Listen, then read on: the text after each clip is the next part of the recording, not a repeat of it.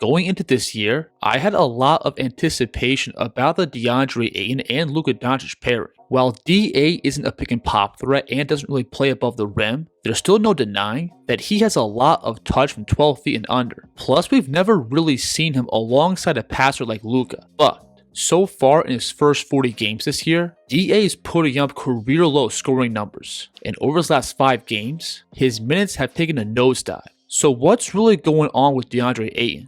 Is he a bad fit with the Lakers core? Is he too much of a defensive liability? Or is it actually something else that we're not seeing? In this video, we're going to do a deep dive on the film to try to figure that out.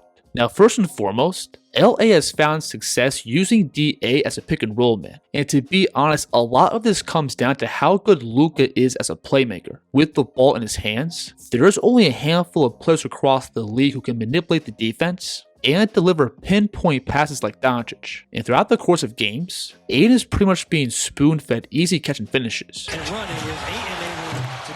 Now, as a roller, DA is much more than just a typical play finisher. First, he has really good touch from 12 feet and under. So far this year, he's shooting over 61% on all his runners and hook shots. And this adds a big element to his scoring game as a roller, where if the weak side defense shifts up, the Lakers are still getting really efficient shots. And Ayton does have a variety of ways to find these looks. On the switch here, he's just going to work his way down towards the block to then just catch and turn out for a hook shot. Now on this play, he catches with open space in front of him, so he gets to a one dribble spin towards the middle. And while Ayton doesn't have a ton of range as a shooter, he can still stop short in the mid-range. Watch him stop at the nail here and pop this jumper over Wemby. When catching with some momentum going towards the basket, Ayton also has the ability to play through contact. I wouldn't say he's the most physically imposing big man, but he still has enough to catch and finish through short backline defenders, which is mostly the case with Luka pulling coverages out towards the 3. So with Ayton playing out pick and roll, you get 2 really good things. First, him playing with an all-time great passer, and second, him having really good touch around the basket.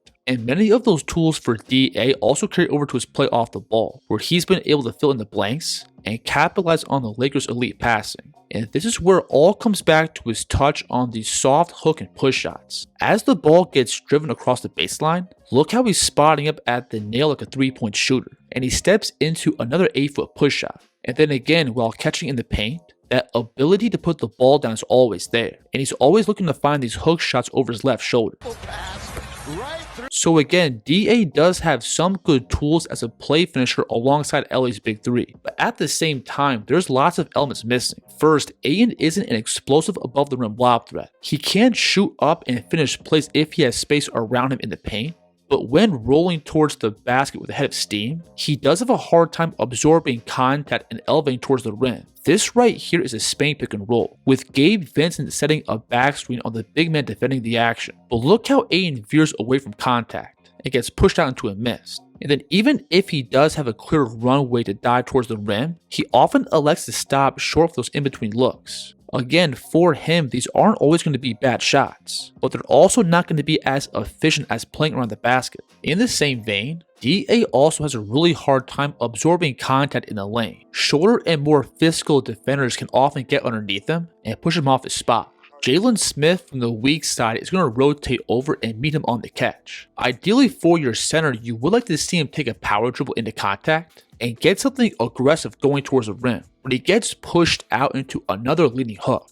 And then even if he gets the defense on his hip, it's still easy to veer into him and take away his angle. DA also avoids contact when catching in the short roll, where he often tries to be a more finesse finisher as opposed to embracing conflict. Right here, you have the 36-year-old DeMar DeRozan rotating over. This here for Ayton should be a guaranteed 2 points or a foul, but he picks up his dribble and tries to get a finger roll past him like he's the Iceman. Same thing here. The 6'4 Jamal Murray is rotating over to the block, but Ayton again gets kind of flustered and picks up off 2 feet for an awkward look. So because Ayton isn't that comfortable dealing with length and contact in the lane, he's often electing to stop short and pop in between jumpers. And while his numbers so far on these looks aren't terrible, this still isn't the shot diet that LA wants, especially considering how their 3 core guys already take a lot of long twos. And again, the issue for me is that these are shots that he's settling for rather than taking what the defense gives him. On the catch here, he has all of this space in the paint to work with,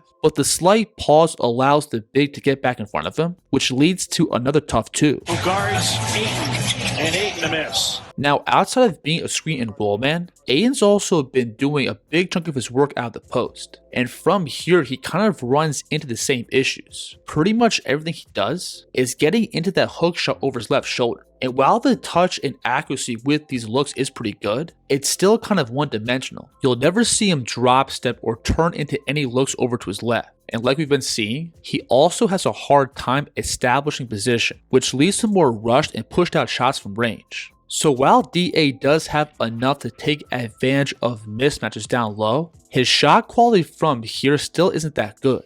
And with the amount of offensive talent that LA already has, it's tough to justify him getting more touches out of the post. So I think DA both not being a vertical lob threat, plus not having the physicality to consistently overwhelm mismatches, that kind of handicaps how reliable he can be on a night-to-night basis. And again, I think the big issue is that a lot of his looks are inefficient long twos, which LA is already taking plenty of. And what we've seen from Luka specifically in the past is that he really thrives off playing with high motor and athletic big men. Guys like Gafford and Lively fit that mold perfectly, but a highly skilled and finesse big man like Ayton, I don't think maximizes the way Luka plays, because teams right now don't respect him as a roller, or they can nullify him by putting bodies in front of him, which leads to a crowded paint, and takes away one of Luka's vital options while playing out of pick and roll. Now when switching over and looking at Ayton's defense, things only get worse. First, on the positive side, Ayton's at least a big body down low, and he can deter some shots around the basket. I wouldn't say he has top tier timing or verticality, but him just being in the right spot can take away plenty of shots around the basket. And sometimes he does have enough foot speed to step out and contain the ball on the perimeter, or be able to track it while it's coming downhill and meet the ball at the rim. And again, if he can just put himself between the ball and the basket, he's got enough size and length to alter shots. This might be his best defensive clip of the season, where in semi-transition, he's going to stop and meet Harden at the 3. And as James explodes to his left, look how Ayton is able to flip those hips and beat the ball at the rim. So with Ayton both being able to protect the rim down low and contain the ball in spots outside the paint, that should be enough to make him a plus defender. But I do think the Lakers' lack of speed and athletes on the floor really magnifies his issues. First, I think his mobility has been a huge problem. If he gets pulled towards the level in pick and roll, and the ball somehow gets past the first line of defense, he just doesn't have the foot speed to recover back to the paint.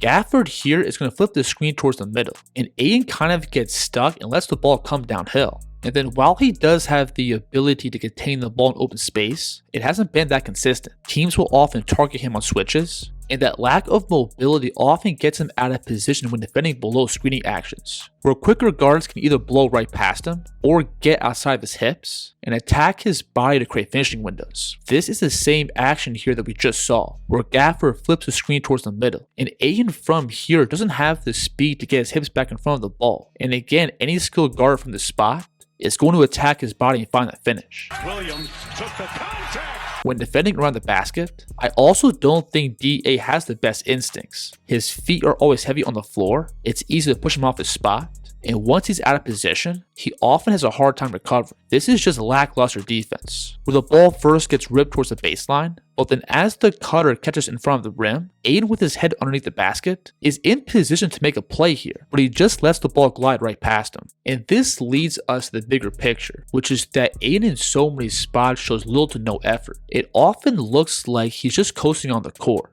and not looking to go the extra mile to play elite defense. On many of these clips, you could make the case that the breakdowns aren't on him, but the job of great defensive centers is to plug up stuff like this. But to me, it looks like he's fine just taking the easy way out. And again, it is possible to hide stuff like this if you have really good backcourt and wing defenders. But with this roster, that lack of effort is really glaring.